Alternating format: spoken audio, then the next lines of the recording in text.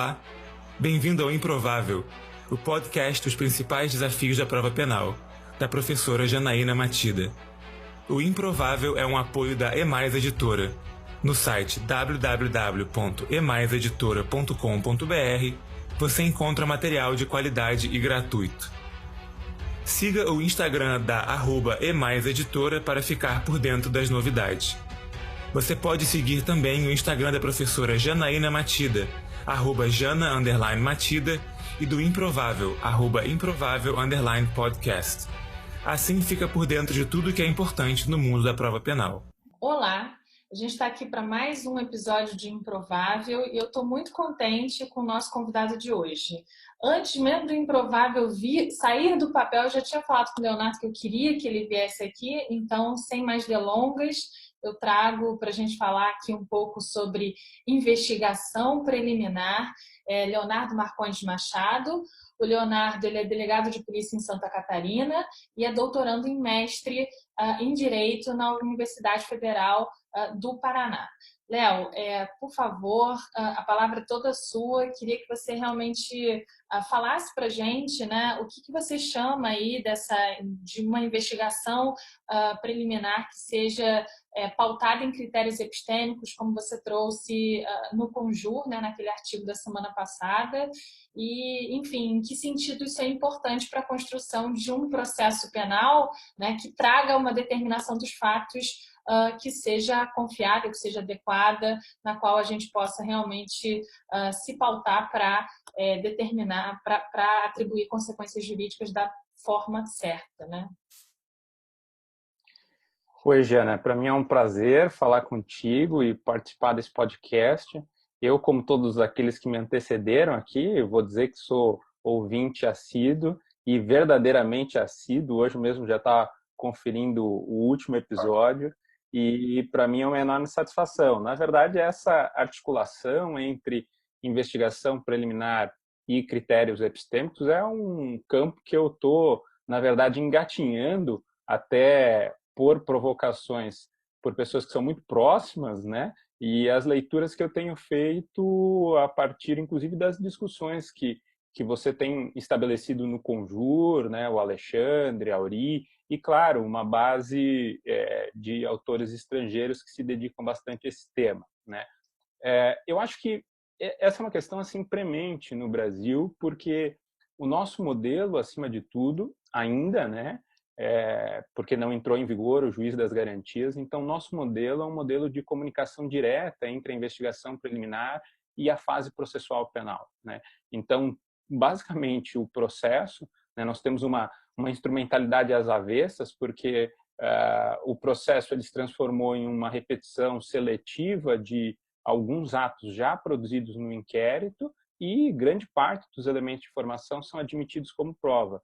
E o grande problema é que a nossa investigação ainda é uma investigação dominada por um certo amadorismo. Então, não é, como regra geral, uma investigação orientada por critérios racionais de determinação das hipóteses fáticas, não é uma investigação que tenha protocolos em relação a atos de investigação, como você sempre insiste, né?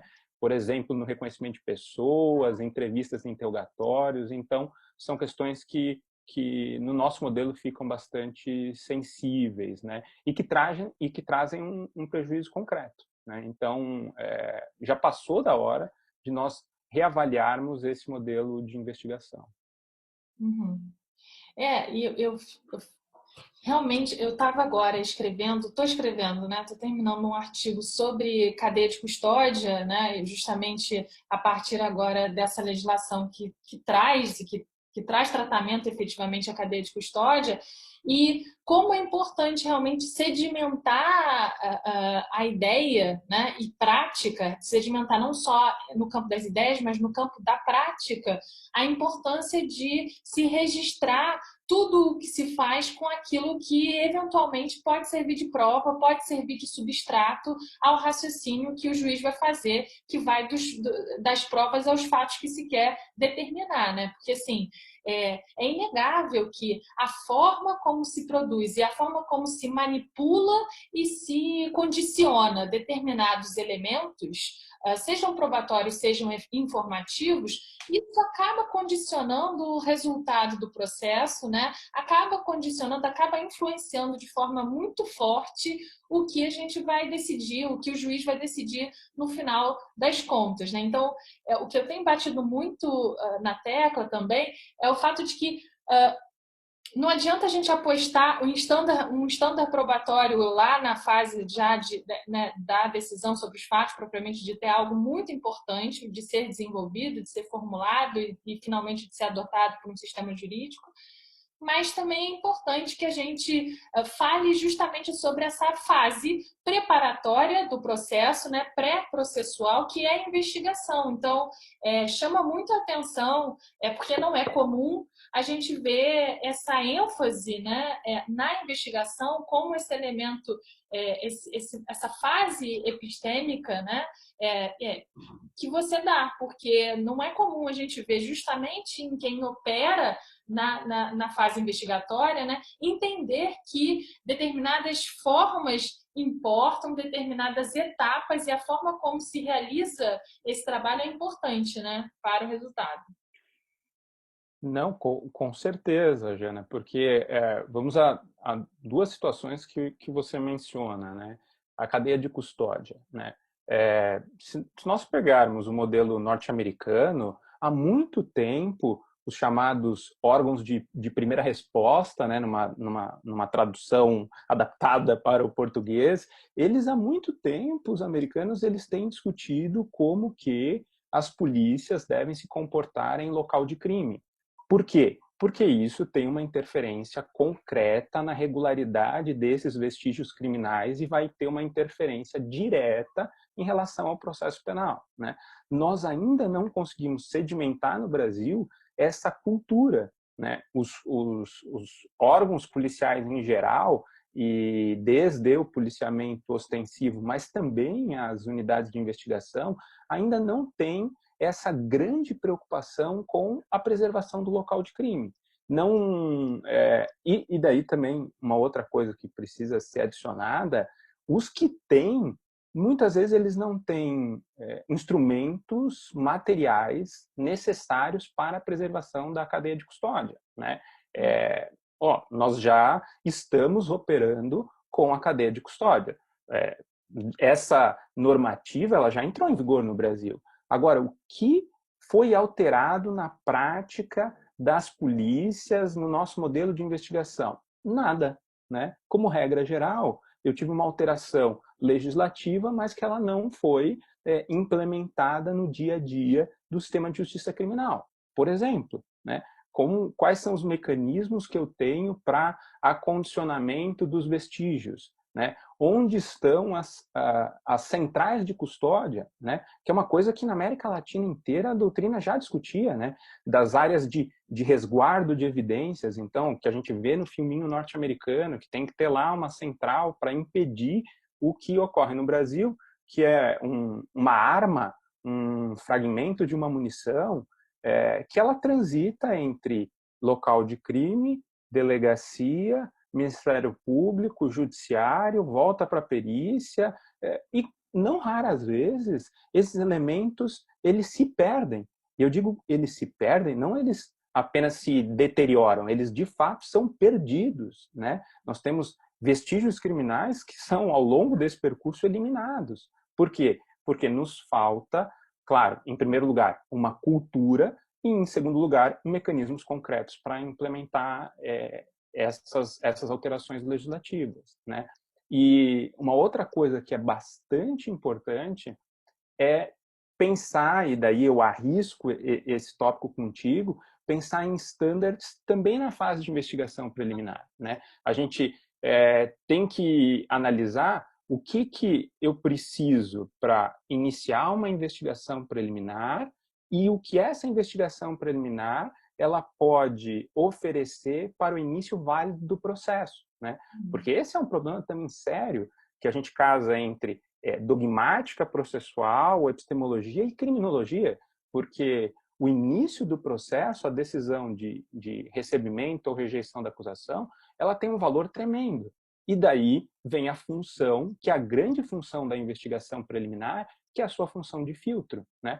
A investigação, ela não deve servir como elemento para uma decisão de mérito, não deve servir para um juízo oral, não deve servir para uma absolvição, para uma condenação. Ela deve servir, sim, para essa justa causa processual penal, né? E isso não é diminuir o lugar da investigação. Isso tem um tremendo potencial democrático, né? Então, é claro que tem uma série de deficiências em relação aos contornos precisos dos estándares probatórios, e isso você pode dizer muito melhor do que eu, mas a gente tem que ter consciência desses momentos, inclusive, para saber o que cabe a cada uma das fases na persecução penal. Exato. Me recordo de um outro artigo que eu li seu, você ouve o Improvável e eu leio bastante seus artigos também. Um artigo em que você falou sobre a valoração da prova na fase de inquérito. Quer dizer, não existe valoração da prova só no processo, né?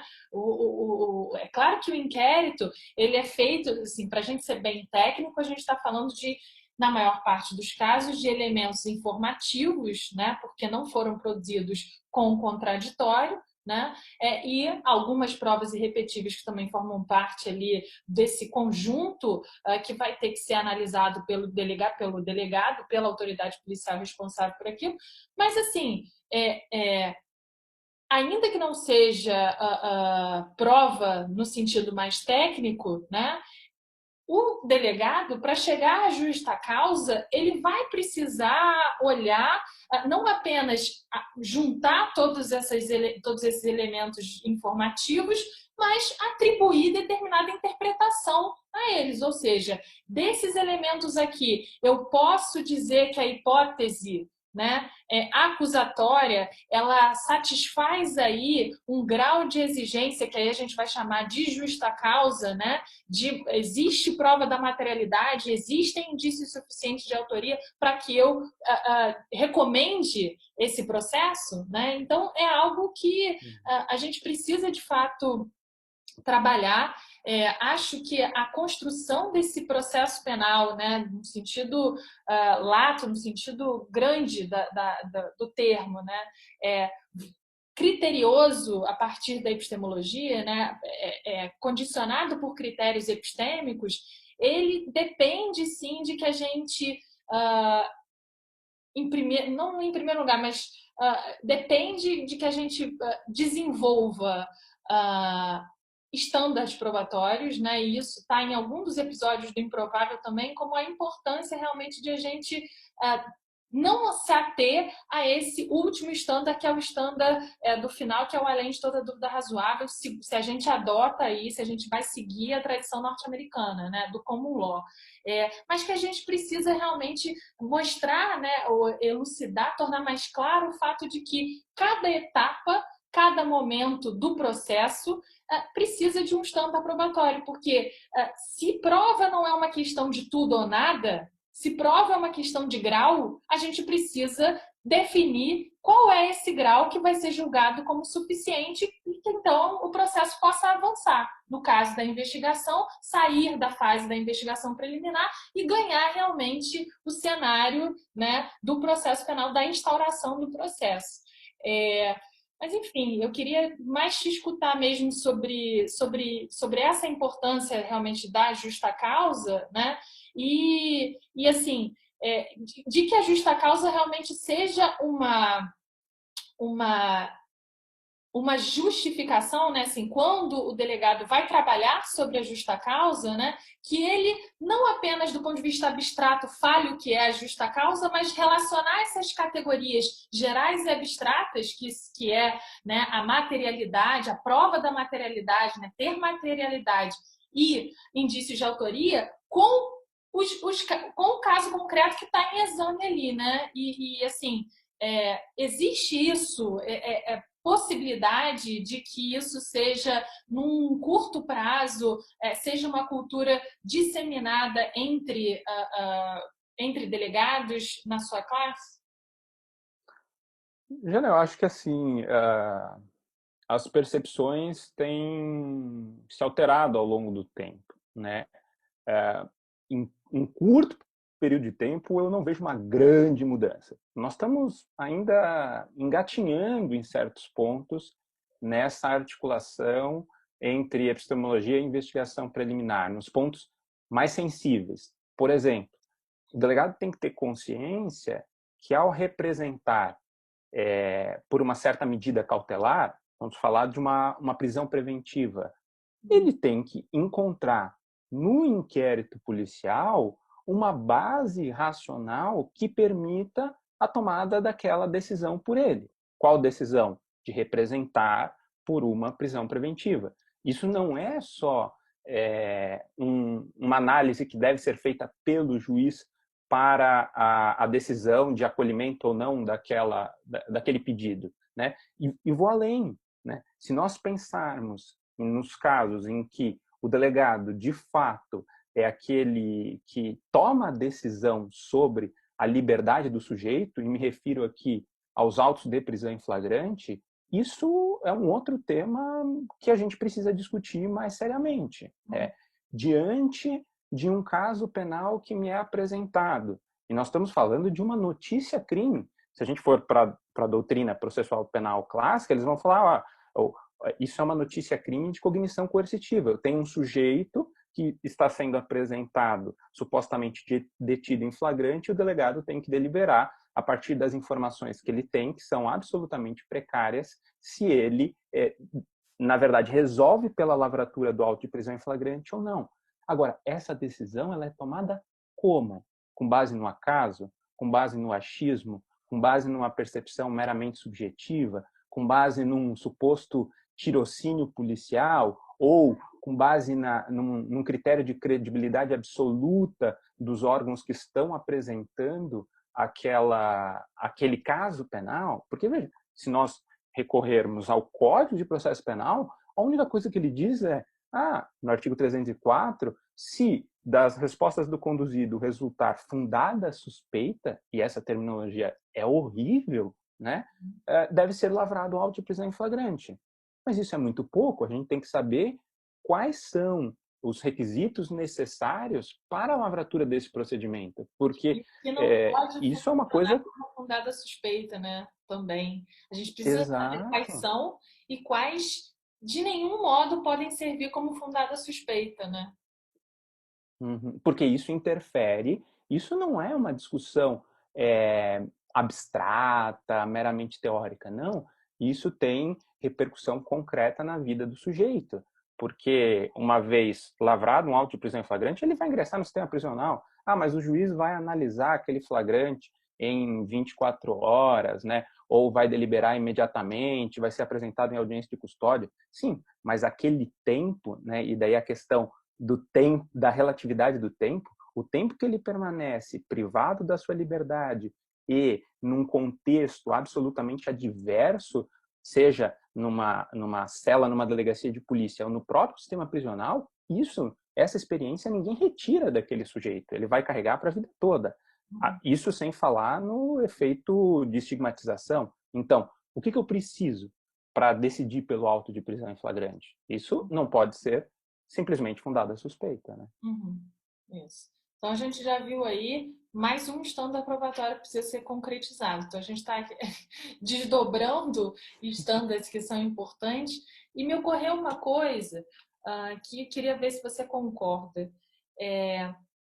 Eu acho que a forma de a gente compatibilizar, né, a fase investigatória, a fase preliminar da investigação com uma orientação epistêmica forte, né, é considerar que todas as etapas que a epistemologia entende que existem no processo penal também existem na investigação. Então, se o processo penal deve se preocupar com a forma como as provas são produzidas, ou seja, contraditória, e tem uma, né, oralidade, tem uma série de princípios que norteiam aí a produção da prova no bojo do processo, também temos que nos preocuparmos como os elementos informativos e as provas irrepetíveis são produzidas no interior de uma investigação preliminar.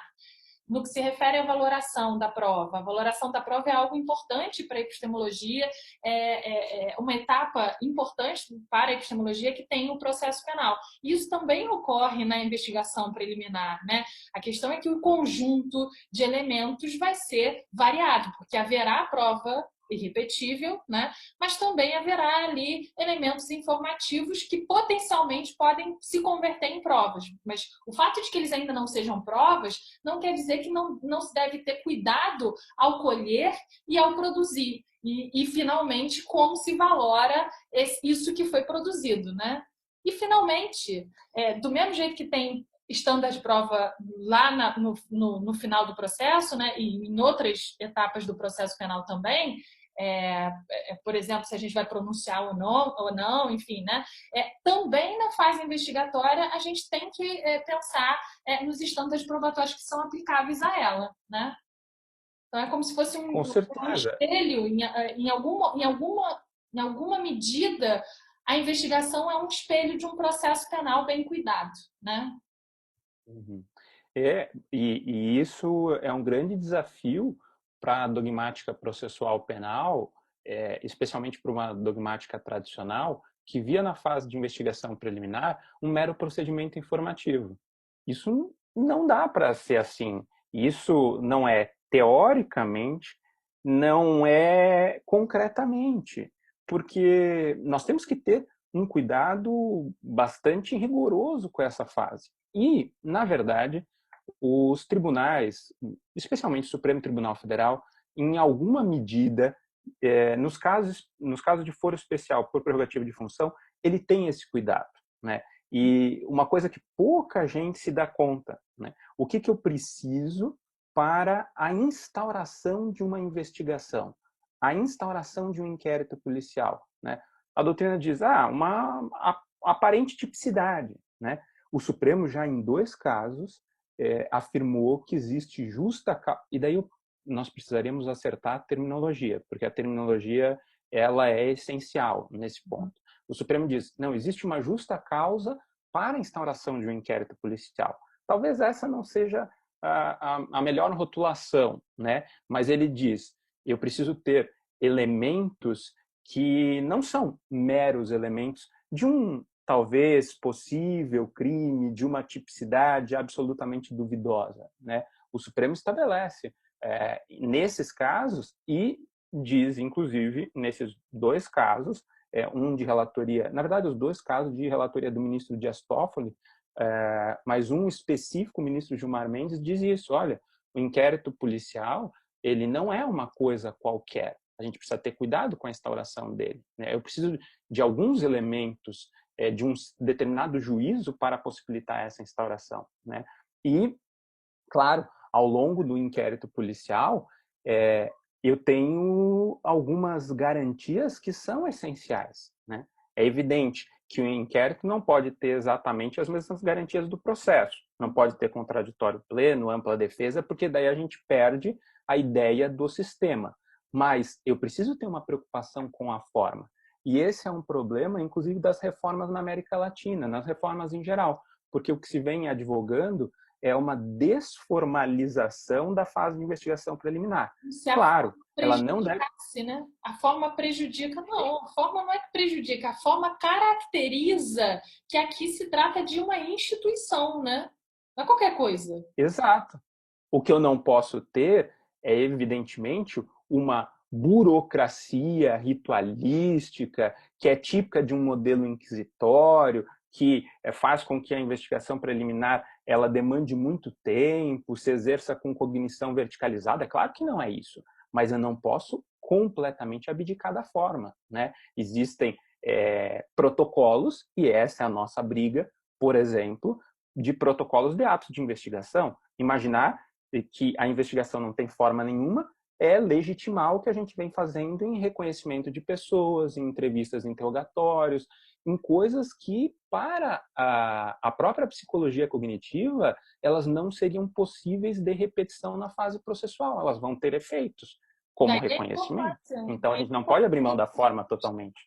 E daí a importância de, já que não há contraditório nessa fase, a gente precisa custodiar, documentar o que aconteceu e que é irrepetível, porque é a forma que a gente assegura, né, que eventualmente haverá um contraditório sobre a prova irrepetível. Haverá contraditório, mas o contraditório vai ser justamente sobre o aspecto probatório daquela prova. Né? Então, prova sobre prova, falar sobre a confiabilidade daquilo que foi produzido na fase de inquérito, tudo isso a gente precisa avançar nesse sentido, né? Que se entenda que forma importa, né? De alguma forma, de alguma maneira, a forma não é uma questão menor porque importa no resultado, né? E, enfim. Com certeza.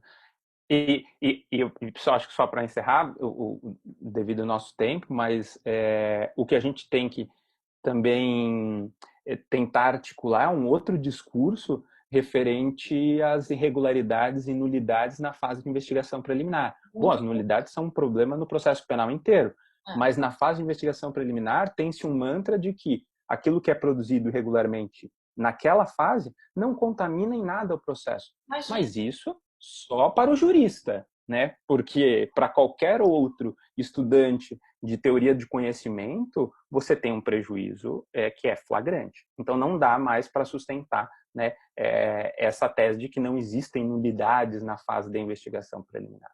Não existem, né? E quando eles admitem que existe alguma nulidade, eles dizem que elas podem ser sanadas com o contraditório e com a fase de audiência do processo, quando em realidade